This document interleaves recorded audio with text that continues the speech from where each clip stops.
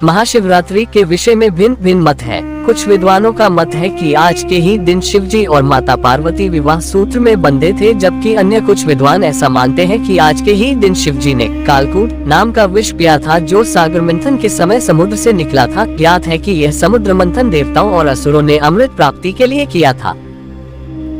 एक शिकारी की कथा भी इस त्योहार के साथ जुड़ी हुई है कि कैसे उसके अनजाने में की गई पूजा से प्रसन्न होकर भगवान शिव ने उस पर अपनी असीम कृपा। प्राचीन काल में किसी जंगल में एक गुरुद्रोह नाम का एक शिकारी रहता था, जो जंगली जानवरों का शिकार करता तथा अपने परिवार का भरण पोषण किया करता था। एक बार शिवरात्रि के दिन जब वह शिकार के लिए निकला, पर संयोगवश पूरे दिन खोजने के बाद भी उसे कोई शिकार न मिला, उसके बच्चों, पत्नी एवं माता पिता को भूखा रहना पड़ेगा। इस बात से वह चिंतित हो गया। सूर्यास्त होने पर वह एक जलाशय के समीप गया और वहां एक घाट के किनारे एक पेड़ पर थोड़ा सा जल पीने के लिए लेकर चढ़ गया, क्योंकि उसे पूरी उम्मीद थी कि कोई न कोई जानवर अपनी प्यास बुझाने के लिए यहाँ जरूर आएगा।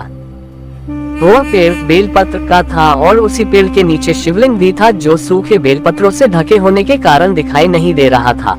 रात का पहला प्रहर बीतने से पहले एक हिरनी वहां पर पानी पीने के लिए आई। उसे देखते ही शिकारी ने अपने धनुष पर बाण साधा। ऐसा करने में उसके हाथ के धक्के से कुछ पत्ते एवं जल की कुछ बूंदे नीचे बने शिवलिंग पर गिरी और अनजाने में ही शिकारी की पहले प्रहर की पूजा हो गई। हिरनी ने जब पत्तों की खड़खड़ाहट सुनी तो घबरा कर ऊपर की ओर देखा और भयभीत होकर शिकारी से कांपते हुए स्वर में बोली, मुझे मत मारो। शिकारी ने कहा कि वह और उसका परिवार भूखा है, इसलिए वह उसे नहीं छोड़ सकता। हिरनी ने वादा किया कि वह अपने बच्चों को अपने स्वामी को सौंप कर लौट आएगी, तब वह उसका शिकार कर ले। शिकारी को उसकी बात का विश्वास नहीं हो रहा था। उसने फिर से शिकारी को यह कहते हुए अपनी बात का भरोसा करवाया कि जैसे सत्य पर ही धरती टिकी है, समुद्र मर्यादा में रहता है और झरनों से जल धाराएं गिरा करती है, वैसे ही वह भी सत्य बोल रही है। क्रूर होने के बावजूद भी शिकारी को उस पर दया आ गई और उसने जल्दी लौटना कहकर उस हिरनी को जाने दिया। थोड़ी ही देर बाद एक और हिरनी वहां पानी पीने आई। शिकारी सावधान हो गया,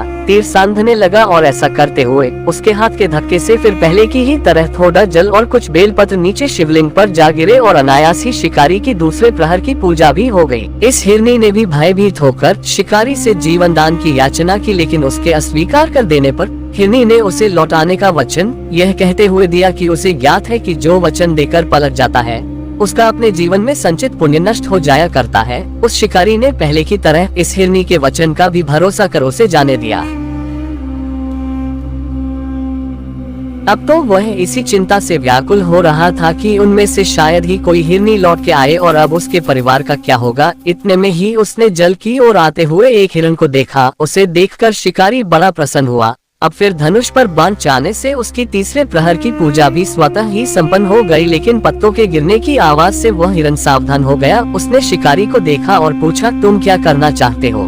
वह बोला, अपने कुटुंब को भोजन देने के लिए तुम्हारा वध करूंगा। वह मृग प्रसन्न होकर कहने लगा, मैं धन्य हूँ कि मेरा यह शरीर किसी के काम आएगा। परोपकार से मेरा जीवन सफल हो जाएगा, पर कृपया कर अभी मुझे जाने दो ताकि मैं अपने बच्चों को उनकी माता के हाथ में सौंपकर और उन सबको धीरज बंधा कर यहाँ लौट आऊं। शिकारी का हृदय उसके पापपुंज नष्ट हो जाने से अब तक शुद्ध हो गया था, इसलिए वह विनय पूर्वक बोला, जो यहाँ आए सभी बातें बनाकर चले गए और अभी तक नहीं लौटे। यदि तुम भी झूठ बोलकर चले जाओगे तो मेरे परिजनों का क्या होगा? अब हिरण ने यह कहते हुए उससे अपने सत्य बोलने का भरोसा दिलवाया कि यदि वह लौट कर न आए तो उसे वह पाप लगे जो उसे लगा करता है, जो सामर्थ्य रहते हुए भी दूसरे का उपकार नहीं करता। शिकारी ने उसे भी यह कहकर जाने दिया कि शीघ्र लौट आना। रात्रि का अंतिम प्रहर शुरू होते ही उस शिकारी के हर्ष की सीमा न थी, क्योंकि उसने उन सब हिरण हिरनियों को अपने बच्चों सहित एक साथ आते देख लिया था। उन्हें देखते ही उसने अपने धनुष पर बाण रखा और पहले की ही तरह उसकी चौथे प्रहर की भी शिव पूजा संपन्न हो गई। अब उस शिकारी के शिव कृपा से सभी पाप भस्म हो गए, इसलिए वह सोचने लगा, ओह, ये पशु धन्य है जो ज्ञानहीन होकर भी अपने शरीर से परोपकार करना चाहते हैं, लेकिन धिक्कार है मेरे जीवन को कि मैं अनेक प्रकार के कुकृत्यों से अपने परिवार का पालन करता रहा।